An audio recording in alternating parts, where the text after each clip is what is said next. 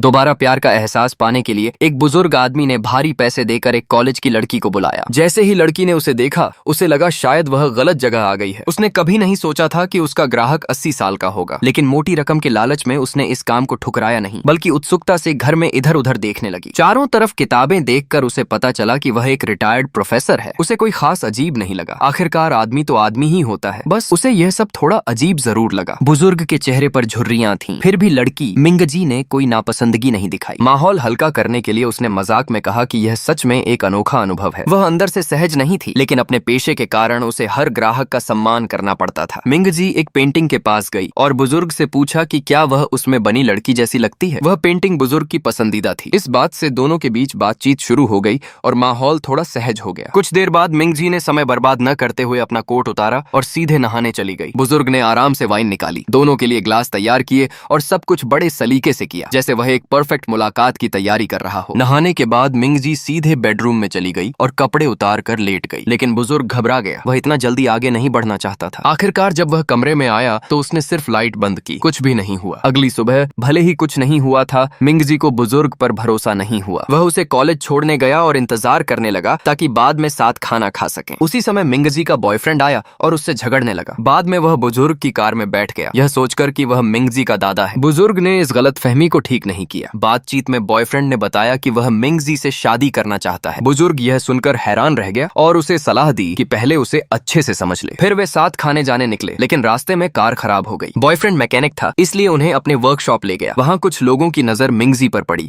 जिससे वह डर गई कि कहीं उसका सच सामने न आ जाए। इसी दौरान बुजुर्ग का एक पुराना छात्र भी वहाँ आ गया और उसे पहचान लिया। हालात और भी पेचीदा हो गए। बाद में मिंगजी को उसके बॉयफ्रेंड ने सच्चाई जानकर पीटा। वह रोती हुई बुजुर्ग को फोन करती है। बुजुर्ग उसे अपने घर ले आता है और उसका ख्याल रखता है। तभी पड़ोसन बताती है कि मिंगजी बुजुर्ग की दिवंगत पत्नी और बेटी जैसी दिखती है। असल में बुजुर्ग ने उसे किसी गलत मकसद से नहीं बुलाया था। वह सिर्फ अपने खोए हुए परिवार की यादों को महसूस करना चाहता था। मिंगजी भावुक हो जाती है और उसे समझ आता है कि बुजुर्ग ने उसे सच में परिवार की तरह देखा। तभी अचानक उसका बॉयफ्रेंड दरवाजे पर आकर हंगामा करता है। पड़ोसी इकट्ठा हो जाते हैं और गलतफहमियां फैलने लगती हैं। गुस्से में बॉयफ्रेंड नीचे जाकर बुजुर्ग की कार तोड़ देता है। बुजुर्ग खिड़की से देखने जाता है, तभी बॉयफ्रेंड पत्थर फेंकता है, जो सीधे उसे लगकर उसकी मौत का कारण बन जाता है।